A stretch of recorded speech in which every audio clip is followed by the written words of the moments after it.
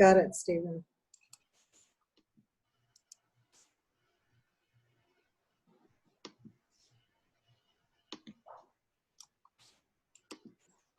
That's a short form.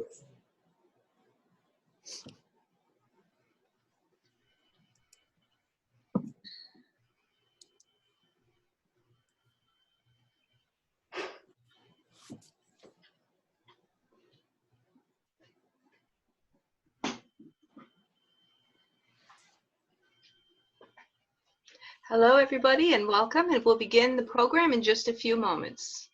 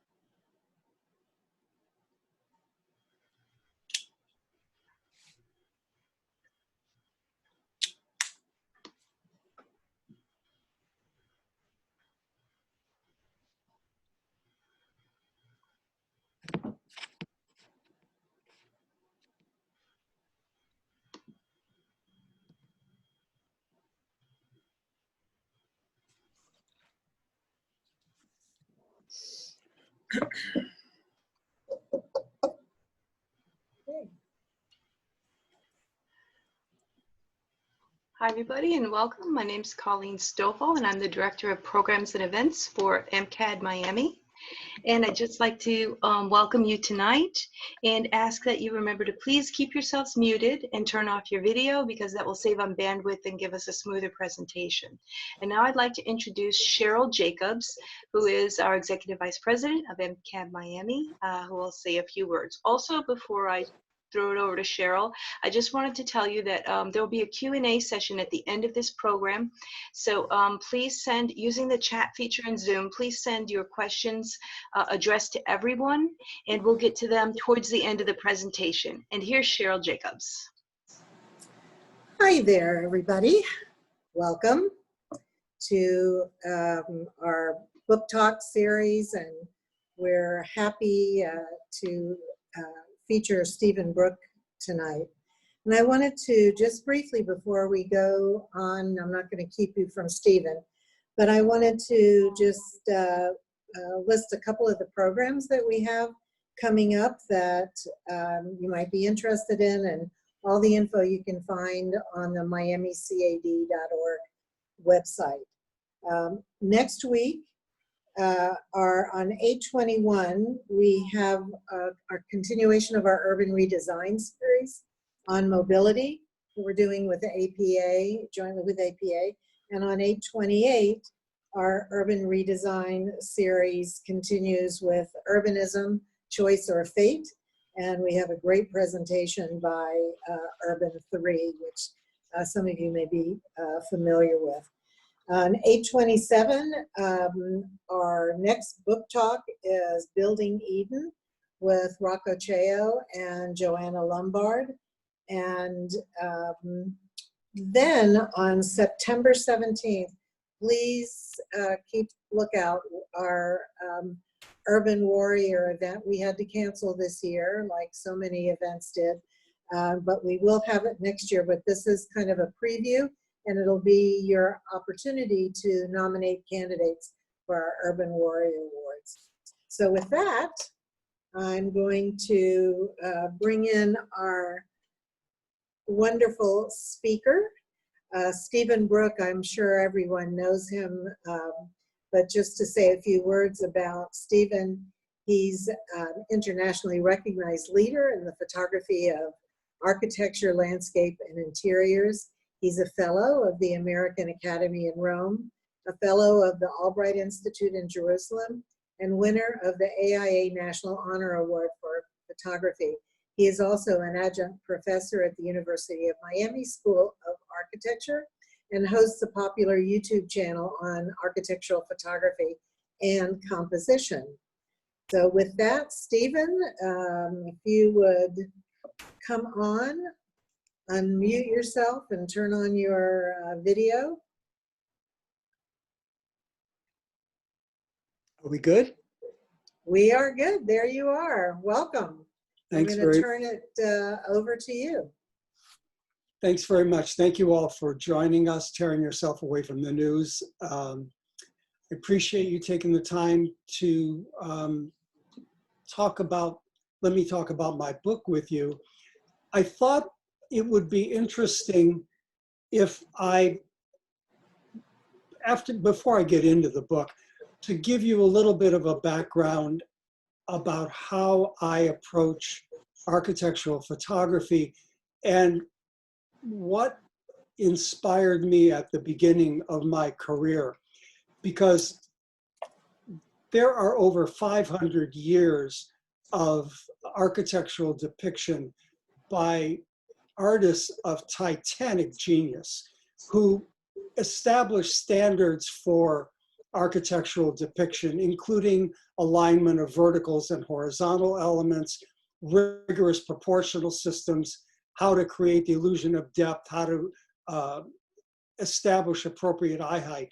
And when I started my career, these are the artists who inspired me, who informed my work, and also informed my teaching. So let's just take a quick look at the history of architectural depiction. In the medieval and Renaissance time, architecture was a backdrop for events. Architecture was not the main ingredient. So you look at someone like Lorenzetti, who's painting scenes of the life of St. Nicholas, 1332, you can see that the architecture is just a framework for what's going on. But he's already established, in the 14th century, he's already established some important principles for architectural depiction. The first, of course, is that verticals are parallel to the picture plane. If one is doing architectural photography, if the verticals aren't straight, the picture's no good. It's that simple. And also an axial composition. And by that, I mean that the horizontals in his painting are also parallel to the picture plane. So hang on a second, Steven, I'm sorry to interrupt, but we need to share screen. You need to do what? Yeah, so that we can see your slides, and that's not happening. So hang on 1 minute, Colleen.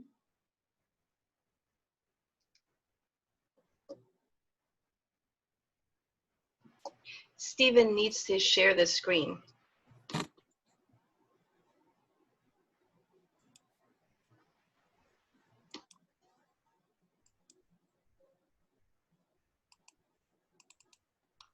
There we go. Perfect. So should we start here perhaps? Can we see this now? It's perfect. Okay, so I was saying that in the medieval and Renaissance times, architecture was a backdrop for what was going on. And if you want to see how painters from that era dealt with architectural subject matter, the best place to look is for an Annunciation, because almost all Annunciations are placed within an architectural framework. And this is a brilliant one by Filippo Lippi. And so you can see, again, verticals parallel to the picture plane, axial composition, horizontals parallel to the picture plane. So, and also the rules of proportion were very well established by this point. Post-Reformation, architecture itself was the subject. And why did that happen? It happened because there was a change in patronage. Prior to the Reformation, the church was the primary patron. they wanted paintings for the churches, paintings of the popes, paintings of cardinals, paintings of the saints. But after the Reformation, the people who sponsored artwork didn't want paintings for the church, but they did want paintings of their church. And they also wanted paintings of their houses, of their towns, because the patrons were burgermeisters. They were the people, the moneyed classes, the business people, the burgermeisters. And so into that arena came one of the giants of art history, and that's Jan Vermeer. And Vermeer, in both his exteriors and his interiors, set the tone for how to depict architecture. And one can look at a Vermeer painting, and it reminds me of what Salieri said about Mozart in the movie Amadeus. When he looked at Mozart's work, he said, "This is music that's finished as no music is ever finished." And when you look at a Vermeer painting, there is nothing that you can do. You can't change a single element without the whole thing kind of falling apart. It's that beautifully composed.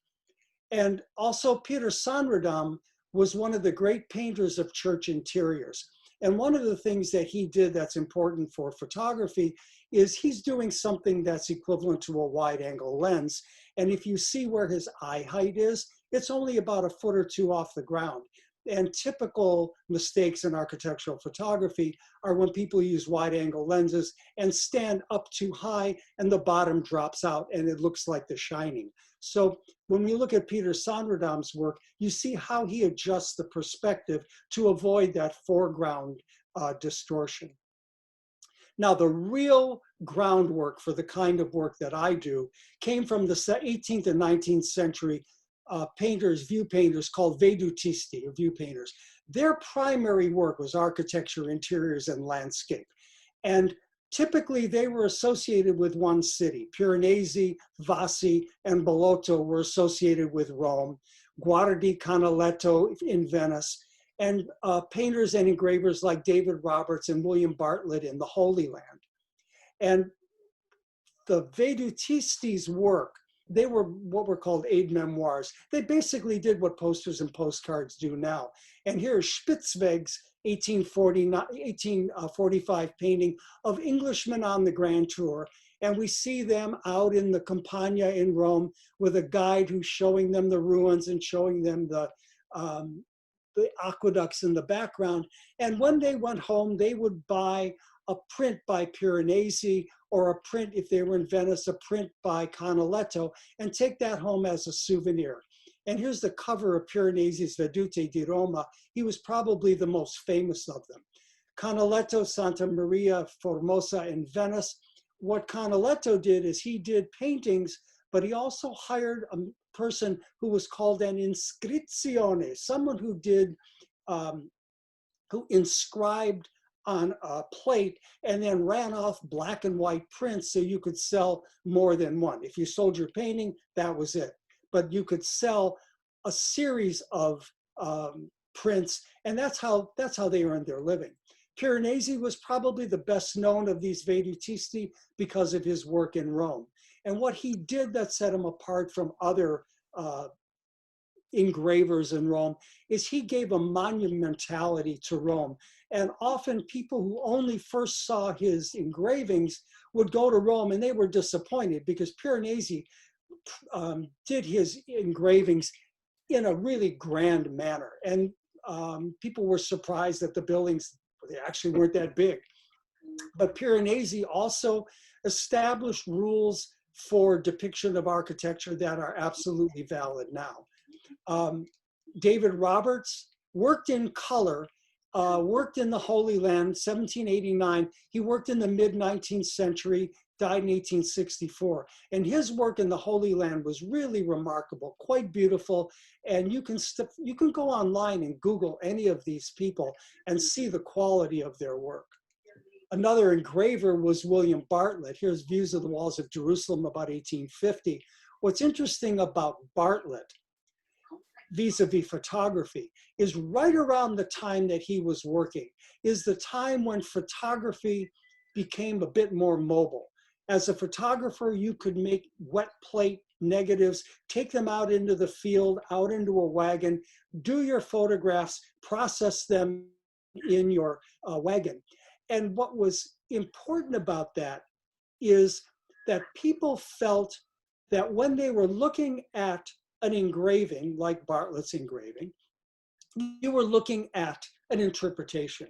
But if you were looking at a photograph, you knew that photons fell on that holy relic and were reflected back onto the negative without anything in between. And so the photographs had a veracity in the Holy Land that the engravings didn't. And in a way, it spelled the end of engravings as the vehicle of depiction for the Holy Land. 20th century masters such as Giorgio de Chirico have a great deal to offer architectural photographers. One of the reasons I like de Chirico is not in this particular painting, but he used exaggerated perspective. And even though he did, if you analyze the structure of his paintings, they're very Dutch-like. You can see that his verticals are parallel to the picture plane. His horizontals are on axis. And so his colors are unusual. His imagery is surreal, it's dreamlike, but he's using very strict compositional principles. Another person who was important to me in my work was Hugh Ferris, an architect and illustrator who did beautiful work in black and white and painted these very optimistic views of cities of the future. And our Vermeer is Edward Hopper.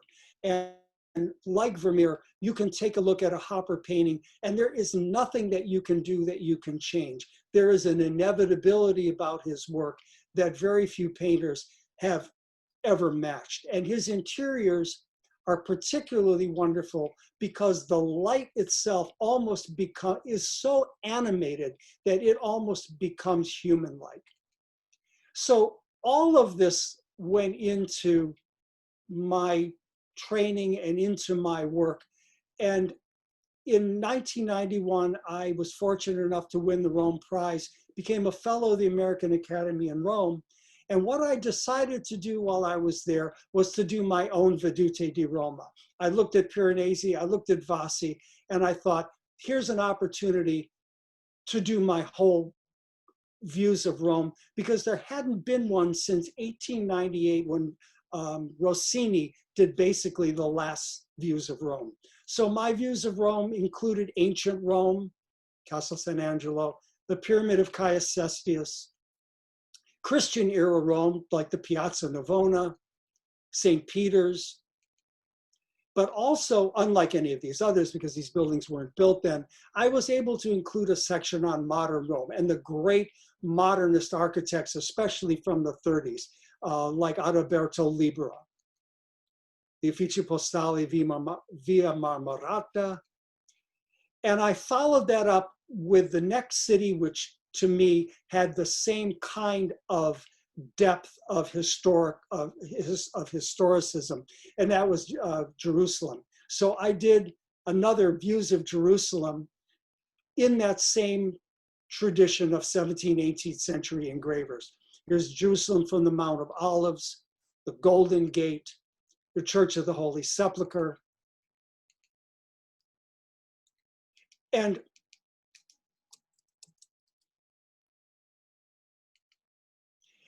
And of course, I did a lot of other books as well, and did work in Seaside, did work on the houses of Philip Johnson, and also have done a lot of books on Miami.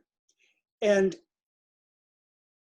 recently, I took the time to do the book on Miami that I really wanted to do, which is the one I want to talk about now.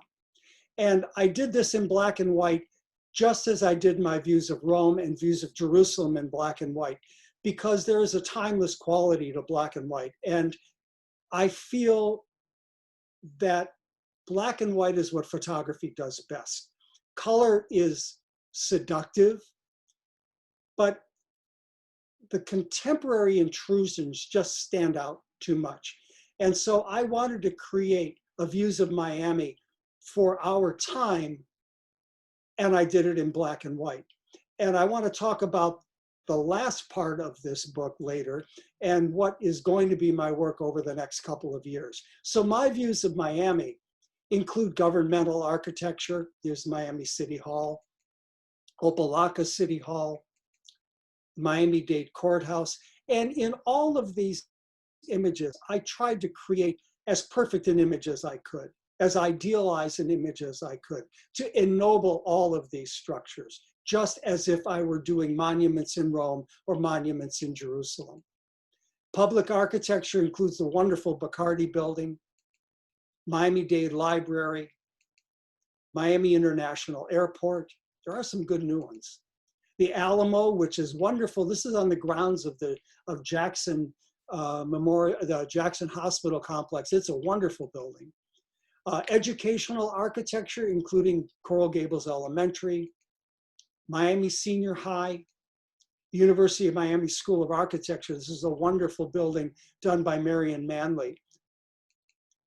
And hotels, including the Century Hotel, the International Inn with its international reputation, the Plymouth Hotel on the beach, the Fontainebleau, the Bass Museum of Art, a Pancoast building that's just excellent, the new Frost Museum of Art on the FIU campus, and residential architecture, including El Jardín, which is a Keenel and Elliott building, and many consider one of the first Mediterranean-style buildings to be built in Miami.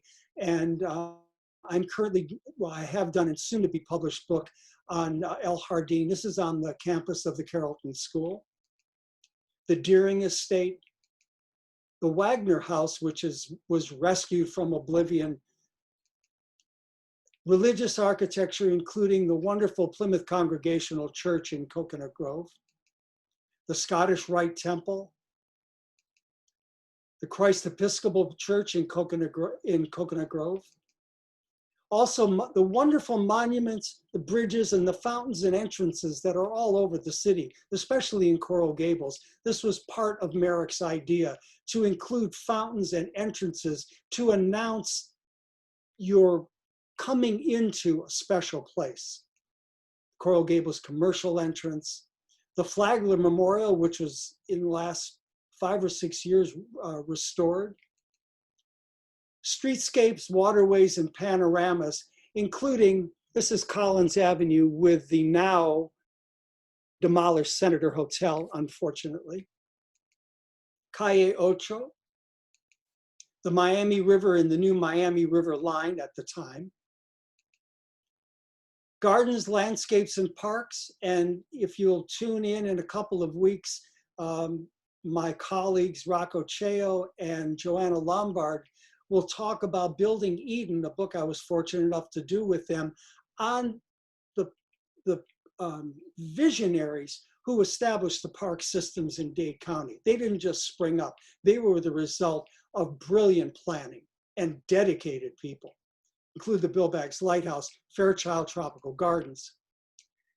And that brings me to what is really going to be my work over the next couple of years.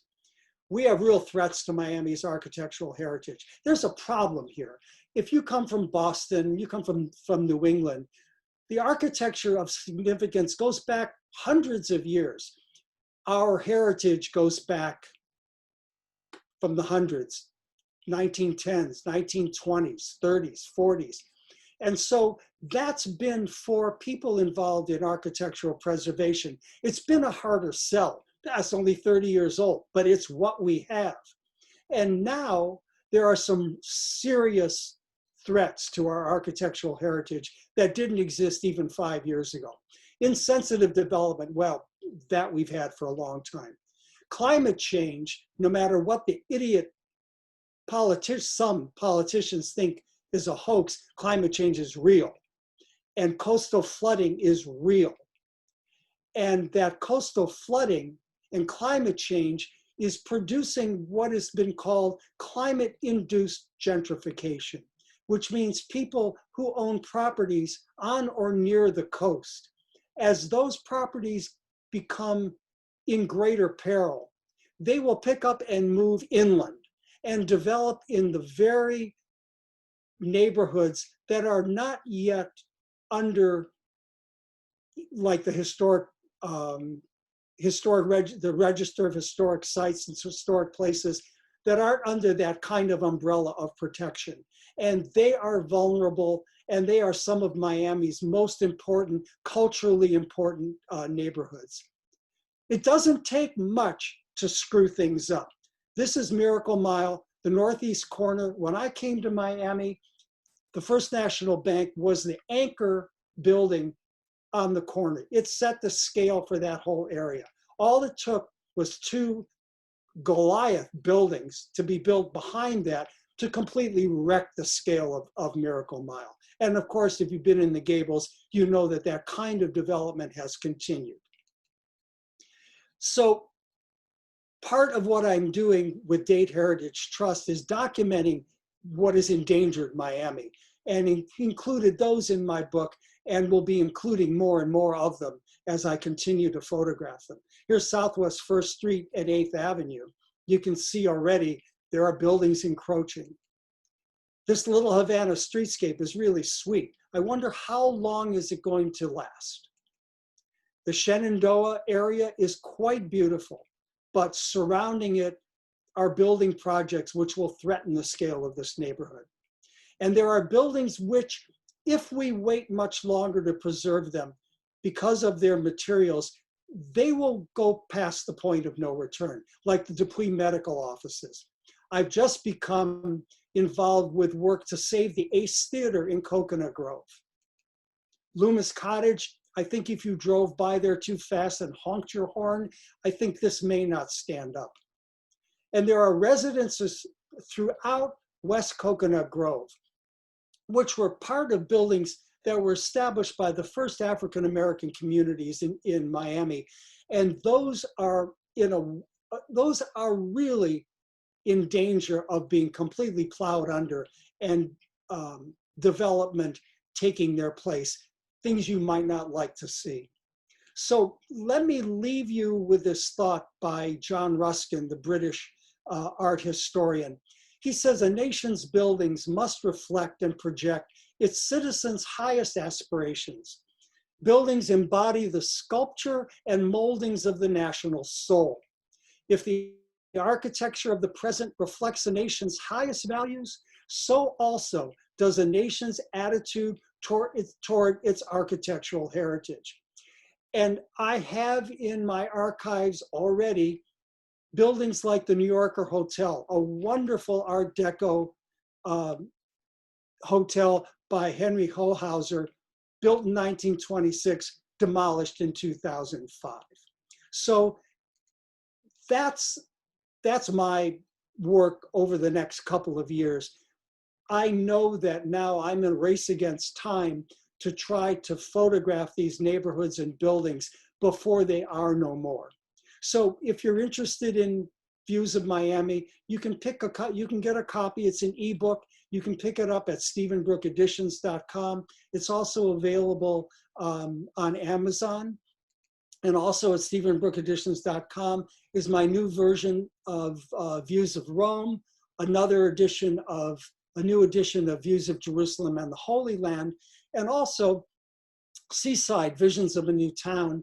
I have been the photographer of record at Seaside since its inception and have been photographing it ever since. Also, there are interesting prints from Miami, from Rome, from Jerusalem, and from around the country. So I hope you'll have a look at those. And again, thank you very much for taking the time to hear our presentation. So Stephen, if you will stop sharing, then we can get you back on. I'm an only child. That doesn't come easily to me. Okay, so I did it for you. You're good. Okay. Colleen disabled my video and I can't, but people don't need to see me. As long as they see you, that's all that matters, right? Yeah. So I had a question for you there I am. Hi there. For as many years as I've known you, I learned a lot from this lecture. Discussions that we'd never actually had before necessarily. But I wanted to ask you, especially like in your views series, Yes. right? Views of my, how do you determine there are so many, especially in a city like Jerusalem or Rome. What's your process for choosing a project? For both Rome and Jerusalem, I researched all of the painters and engravers who had worked there before and looked at their work, looked at what they considered important, especially in Rome and especially with Piranesi. And that was a really good guide to what in fact were the important buildings. And everybody, Vassi, Falda, Piranesi, Rossini in Rome, everybody did pretty much the same buildings. And so one of the reasons that I kind of followed that guide was because Piranesi, because he was an engraver, was able to do he did multiple perspectives. He would basically take buildings that were here, buildings that were here, buildings that were here, that you could see as you turned your head and put them all within one image. Now, you can't do that with a camera unless you use a ridiculously wide angle lens, which introduces distortion, which I didn't want to do. So it was interesting for me academically just to see how he manipulated the space to achieve his views. But in the end, I'm an architectural photographer with a camera and a one-point view. And so I use that as a guide, but not to mimic exactly what he did. What none of them had were views of modernist Rome. And there I was completely on my own and doing research, decided what were really the seminal buildings in Rome that represented the very best of modernist architecture. And the same thing in Jerusalem. There are basic views of Jerusalem. There are the Stations of the Cross. There are, Jerusalem is interesting because in Jerusalem, you had two basic approaches to documenting the city. If you were a Catholic, you were interested in the real iconography, where this was the place that this event was thought to have taken place. If you were a pilgrim, you wanted to go see what was thought to be the tomb of the Virgin Mary, or what was the second station of the cross. If you were a Protestant, you were much more interested in the landscape because that was unequivocal. You would stand with your back to the Mount of Olives, overlooking Jerusalem, and you knew that standing by the Garden of Gethsemane, that was the view that Jesus had of Jerusalem. That was incontestable. And so I tried to incorporate both approaches to pilgrimage. So I incorporated what were the important iconographic images that were important to Catholic pilgrimage, and also to the landscape, which was important to Protestant pilgrimage. It's really important, a big difference, because in Rome you have churches and monuments to the events that took place. But in Jerusalem, you had the actual site of the events. And so that made the documentation much different. The landscape became much more important in the views of Jerusalem than it was in the views of Rome. That's really, so what about Miami? Well, Miami, I decided, and since it was my book, I decided what I thought were the most important examples of all of those categories of architecture. And I think some of them were really obvious. The fountains and entrances in Coral Gables are really iconic. Right. They're really wonderful. We know that Coral Gables was built at a time when the garden movement was going on in the United States. And the fountains and entrances were part of this desire to create something different. And so the Gables was contained within the city of Miami. And when you entered the Gables from without, you crossed this threshold and you had these entrances, including fountains, that introduced you to this new place. And you have those throughout Rome. When you're walking down the street and you see a fountain at the end of your view, that's really quite wonderful. And I live near the DeSoto Fountain, and there, every single time I make my turn down a street to go home, I see that fountain and it's wonderful. And so Merrick was very smart in putting these fountains and entrances throughout the city. There are also wonderful examples of Mediterranean architecture, of Art Deco architecture, of streamlined modern. I've done 3 or 4 books on the Art Deco district, and so it was easy to pick out the ones that were really the most important, like behind me here on my screen, Right. the Victor Hotel. And what's been a little bit more challenging is to decide what buildings of the new architecture are really on par with some of the great architecture from our past. And I know that I'm going to get some criticism. Why didn't you include this? Why didn't you include that? I have reasons, and It's your book. it's my book. And like I say, I'm an only child, and I'm used to thinking like that. But I did try to give as broad a view, and I am committed to documenting these historic neighborhoods because I think they are in danger. And I think if I wait too long, they won't be there.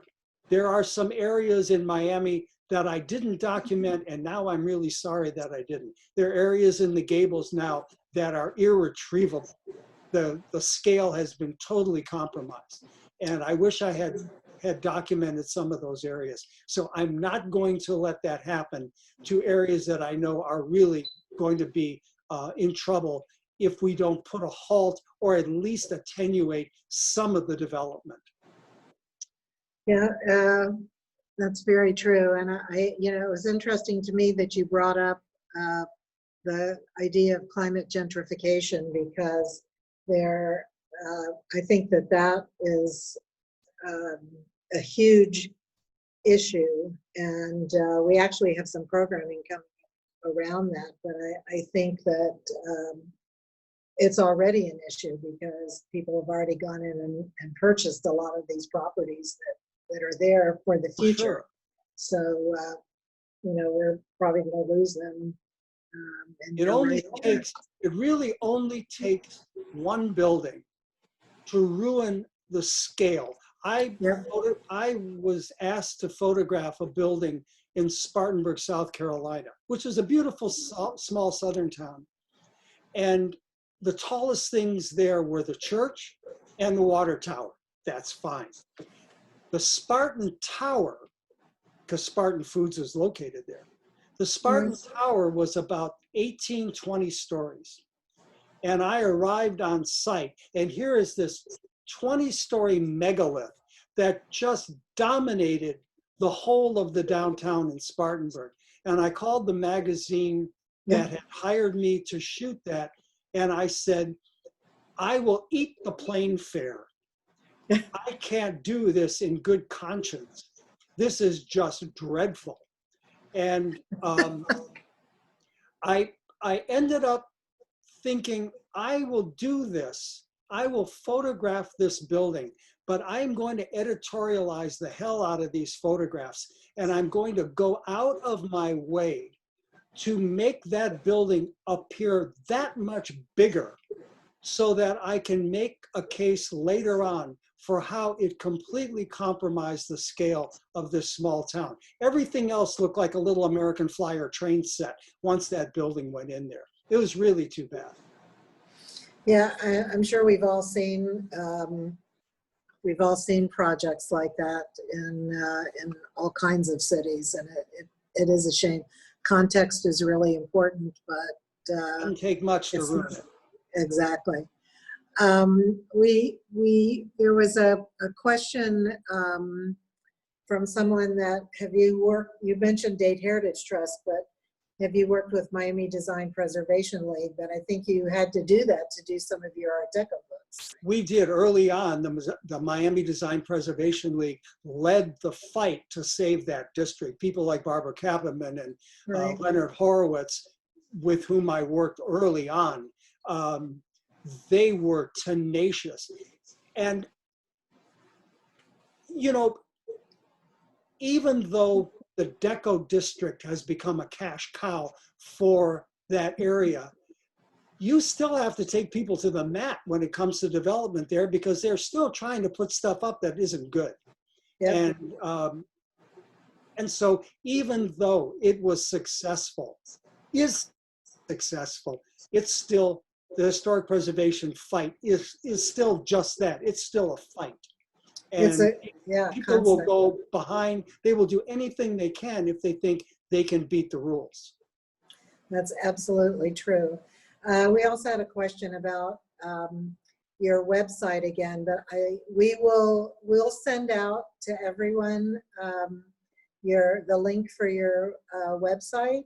And also, if you decide to buy on Amazon, if you would go to smile.amazon.com, it's the same website, and pick MCAD as your charity, and we get a little tiny percentage. Oh, definitely do that. Donated to us. And I thought By all I means, would do that. Yeah, thank you. Yes, please. And we'll send that out to you. So let me ask if you have any parting words or final thoughts that you'd like to share with us. Just if you have a notion to support Date Heritage Trust, support Miami Design Preservation League, support AIA, because these are the people that are protecting your architectural heritage. It can go down the drain overnight, and it's really important. This is what you need to do. This is of great value. If you're going to be here in town, if you're going to live here, if your kids are going to grow up here, you owe it to them to preserve our architectural heritage. Thank you. That's I applaud that, and especially the part about AIA and MCAD. Yes. Hey, Steven, thank you so much for your You're very time. welcome. It was Thank a fascinating, a fascinating talk. And we're going to call you back to do some more. Thanks so much. Take care, everybody. And Colleen, I don't know if you have anything you want to close with? No, thank you all for coming, and check out www.miamicad.org and for upcoming events, and we'll see you at the next book talk on the 27th. Thank you. And by the way, it was recorded and will be on the MCAD website in a few days, as is all of our programming. So again, Steven, thank you very much, and thanks everybody for joining in. Take care, everybody. Bye-bye. Bye.